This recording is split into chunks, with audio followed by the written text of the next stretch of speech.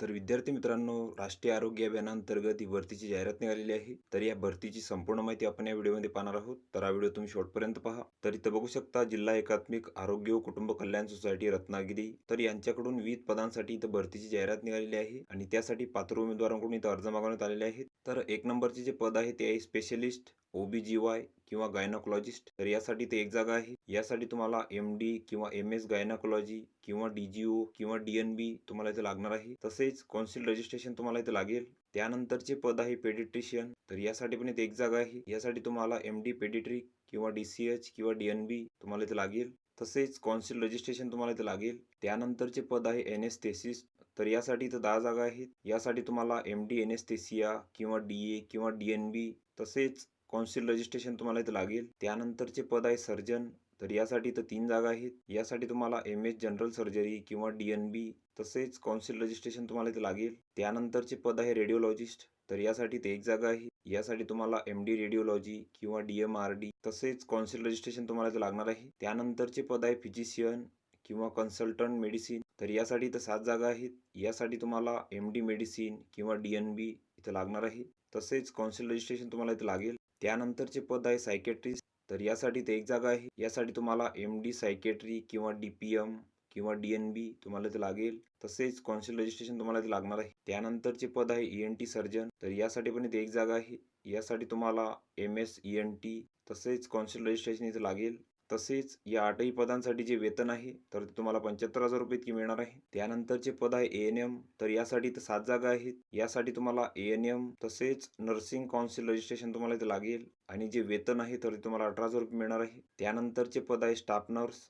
तर यासाठी इथं 7 जागा आहेत. यासाठी तुम्हाला GNM किंवा BSc नर्सिंग इथे लागेल. तसेच कौन्सिल रजिस्ट्रेशन तुम्हाला इथे लागणार आहे आणि जे वेतन आहे तर ते तुम्हाला 20,000 रुपये मिळणार आहे. त्यानंतरचे पद आहे काउन्सलर. तर यासाठी इथे एक जागा आहे. यासाठी तुम्हाला BSW किंवा MSW इथे लागणार आहे. डिग्री डिप्लोमा इन काउन्सिलिंग किंवा हेल्थ एज्युकेशन किंवा मास कम्युनिकेशन तसेच संगणकाचे ज्ञान तुम्हाला इथे लागणार आहे. तसेच तुम्हाला इथं 2 वर्षाचा अनुभव लागेल कामाचा आणि जे वेतन आहे तर तुम्हाला 20,000 रुपये मिळणार आहे. त्यानंतरचे पद आहे फार्मासिस्ट. तर यासाठी इथं 3 जागा आहेत. यासाठी तुम्हाला B.Pharm किंवा D.Pharm इथे लागेल. तसेच कौन्सिल रजिस्ट्रेशन तुम्हाला इथे लागणार आहे आणि जे वेतन आहे तर ते तुम्हाला 17,000 रुपये मिळणार आहे. तसेच तुम्हाला 1 वर्षाचा अनुभव लागेल. त्यानंतरचे पद आहे सायकोथेरपिस्ट. तर यासाठी ते एक जागा आहे. यासाठी तुम्हाला ग्रॅज्युएट डिग्री इन सायकोथेरपी इथे लागेल. तसेच कौन्सिल रजिस्ट्रेशन तुम्हाला इथे लागणार आहे. तसेच तुम्हाला 1 वर्षाचा अनुभव लागेल आणि जे वेतन आहे तर ते तुम्हाला 20,000 रुपये मिळणार आहे. त्यानंतरचे पद आहे MO डेंटल.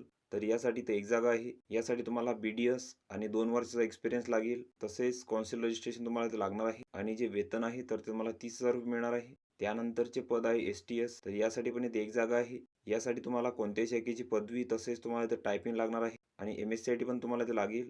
तसेच 1 वर्षाचा अनुभव तुम्हाला इथे लागणार आहे आणि जे वेतन आहे तर तुम्हाला 20,000 रुपये मिळणार आहे. त्यानंतरचे पद आहे स्टॅटिस्टिकल इन्व्हेस्टिगेटर.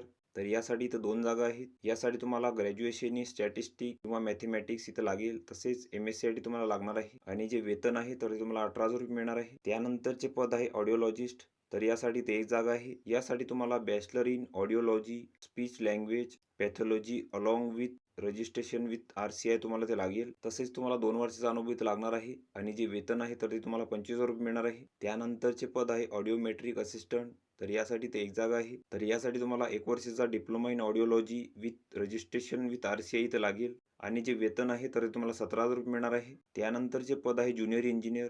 तर यासाठी ते एक जागा आहे. यासाठी तुम्हाला डिप्लोमा सिव्हिल इंजिनियर इथे लागेल आणि जे वेतन आहे तर तुम्हाला 25,000 रुपये मिळणार आहे. त्यानंतरचे पद आहे स्टाफ नर्स. तर यासाठी इथं 5 जागा आहेत. यासाठी तुम्हाला GNM किंवा BSc नर्सिंग लागेल. तसेच कौन्सिल रजिस्ट्रेशन तुम्हाला इथे लागणार आहे आणि जे वेतन आहे तर तुम्हाला 20,000 रुपये मिळणार आहे. त्यानंतरचे पद आहे MPW. तर यासाठी इथं 13 जागा आहेत. तर यासाठी तुम्हाला 12वी सायन्स लागणार आहे. तसेच पॅरामेडिकल बेसिक ट्रेनिंग कोर्स किंवा सॅनिटरी इन्स्पेक्टर कोर्स तुम्हाला इथे लागणार आहे आणि जे वेतन आहे तर ते तुम्हाला 18,000 रुपये मिळणार आहे. त्यानंतरचे पद आहे लॅब टेक्निशियन. तर यासाठी इथं 16 जागा आहेत. यासाठी तुम्हाला 12वी plus diploma in lab technician तसेच पॅरामेडिकल कौन्सिल रजिस्ट्रेशन तुम्हाला इथे लागेल आणि 2 वर्षाचा एक्सपिरियन्स लागेल आणि जे वेतन आहे तर ते तुम्हाला 17,000 रुपये मिळणार आहे. तर एकूण जी पदे आहेत तर इथं 85 आहेत.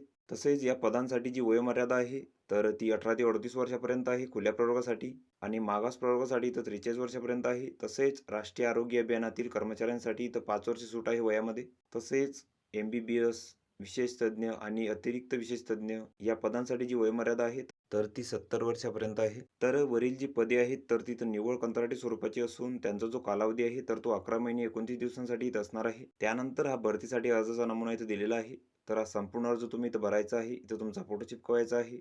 इथं तुमची संपूर्ण माहिती भरायची आहे. इथं तुमची शैक्षणिक माहिती भरायची आहे. अनुभव असल्यास त्याची माहिती तुम्ही इथं भरायची आहे. त्यानंतर या अर्जासोबत तुम्हाला तुमच्या कागदपत्रांची इथं साक्षांकित प्रती जोडायची आहेत. तर यामध्ये शैक्षणिक पात्रतेची प्रमाणपत्रे, शाळा सोडल्याचा दाखला, तसेच अनुभव असल्याचे प्रमाणपत्र, रजिस्ट्रेशनचे प्रमाणपत्र, जात प्रमाणपत्र.